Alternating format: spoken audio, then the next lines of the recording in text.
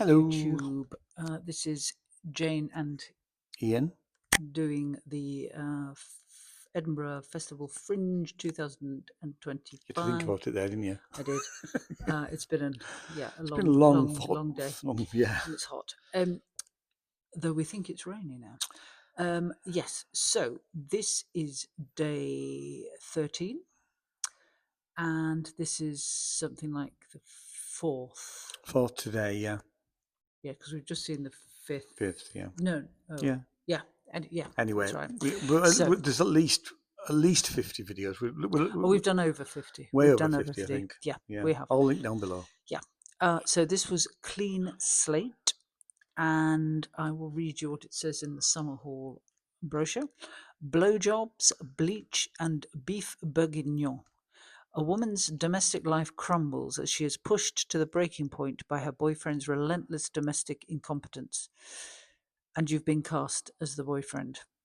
She navigates the full weight of cooking, cleaning, planning, and hosting while questioning how much more she can take.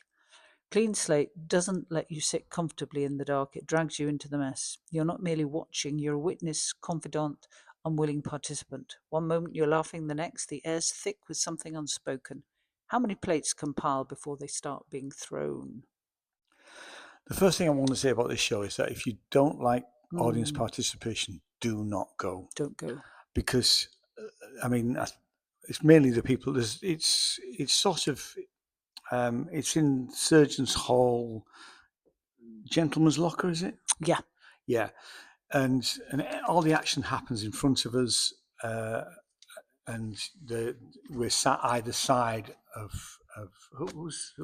Well, I think it's Louisa Marshall, but it doesn't actually say. Oh yeah, by Louisa Marshall and Amber Conroy. Yeah, sorry, we Conroy. Conroy. Yeah. Conroy, not Conroy. I think. Yeah. Anyway, we'll find out. That's Louisa. Yeah. So you will be picked on. I mean, it's.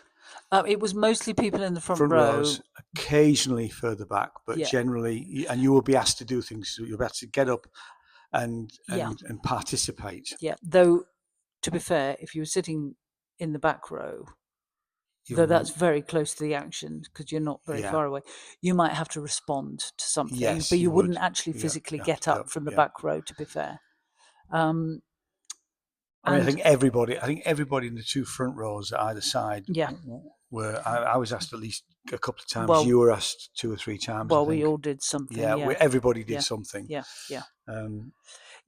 I have to say, we initially only had one ticket for this, and I wasn't keen to go. I mean, full disclosure, but we did get another ticket, and it wasn't what we were expecting. We didn't feel that the description, certainly in the program, which is slightly different, but basically the same info, sort of didn't sell it to us. No, it didn't. But actually, it's a tour de force, performance-wise. I mean, I'm sorry that we don't know whether it's Louisa or Amber, but their performance is absolutely superb. The main thing is that she has this incredible ability to look at you and then get a response. So if she's looking directly at you, she waits for you, and so there's an element of improvisation in it, isn't there? Because depending on the answers, she doesn't know what people are going to say. Yeah, that's right. She has to react to that. And it's incredibly funny. I mean, yes, at times. I mean, I'm happy to share my moment. She said to me that she wanted me to switch the dishwasher on, and I went to I knew there's a cupboard, so she said, "Why are you in the cupboard, babe?" And I went, "I'm looking for the dishwasher," which was obviously everybody burst out laughing because I don't know where the dishwasher is. So she then the voice, the narrative became. So you've lived here for 9 months, and you don't know where the dishwasher is. Yeah, so it's So it's and I was asked to do something, and I thought, well, I feel sort of pressurized to say yes, but I said no. Yeah, you did. But then she consequently asked everybody else, and I'm sorry, if I kick-started this, but I don't think I did. But then everybody else said, no, I'll do it tomorrow, or that's I'll right. do it at some point. Yeah. So now whether or not that was, I think that was the plan. I think she would have expected somebody to say no. But Ian's right. She has to think on her feet, because she will get, maybe off the wall responses, or but sorry, can I just just continue? I'm just going to say, and I've just thought of this. I don't know what the contingency plan. Well, I suppose she just would have asked somebody else. She'd have had a response. But if somebody actually had to get up and do something, and they refused point blank or didn't respond, I think she would have moved on to she would have thought about that. Yeah. So there's no, as she said at the end, there is no show without the audience. And to some extent, it'll be different every time, because depending on the responses of people in the audience. But she's absolutely superb. She really is, and she's very, very, very personable as a character. I liked her as a character. Didn't like the boyfriend very much, but and the really good thing about it is that the boyfriend could be male or female. Sorry, you've got that. No. I'm glad you said that, because if you hadn't said that, I've got that written down, because there was one of our gaps. I wrote a few notes, and the fact, she had women being men. It didn't matter. And obviously, to be fair, she couldn't have just picked on the men just because they were a man. No. And it made complete sense. To do that, and there were varying ages of people, people whose English, wasn't their first language, so they were maybe not quite understanding as well. But it all worked. It didn't matter, and it moves the narrative. And I mean, she was absolutely superb. The storytelling was fantastic. And there was a simple set. It was a kitchen, but it was obviously, a set, sort of split in half, and she could move it, and it was all on casters. So if she needed it out of the way, or she could move it back. So it was, but it, it was very effective. And she was incredibly expressive, because, she showed her emotions.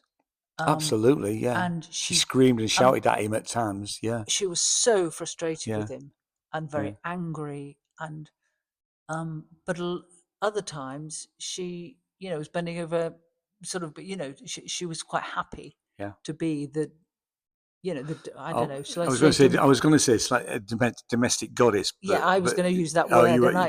That's why I'm hesitating. Yeah. Because what that makes it sound as though it's stereotypical. No, it wasn't. It's not at all. So it was. I mean, if you reflect on it, it was a very simple idea. But it can. I think part of the beauty is that it will be different every night. I think it's a simple idea, but actually the execution of it can be very, very complex. I'm sure that when they workshopped I quite agree with you. Trying to come up with what the possible answers to I mean, yes, we are being manipulated as an audience. We're individually we're being manipulated, and we're to some extent we are being the butt of a joke at times. And some people would find that quite uncomfortable. And yet you don't want to be picked on, and to some extent. But actually, other people really embraced with it, and at times, other people were.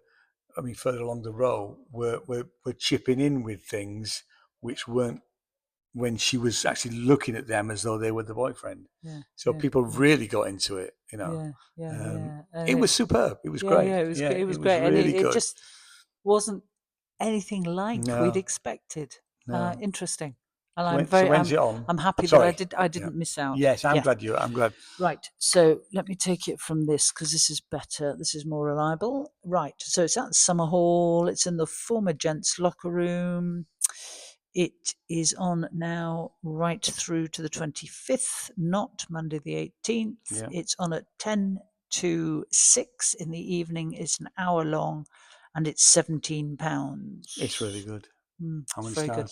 4. It's a good solid 4 from me too. It's a good show. Go see it. Okay. Cheers. Bye. Bye-bye.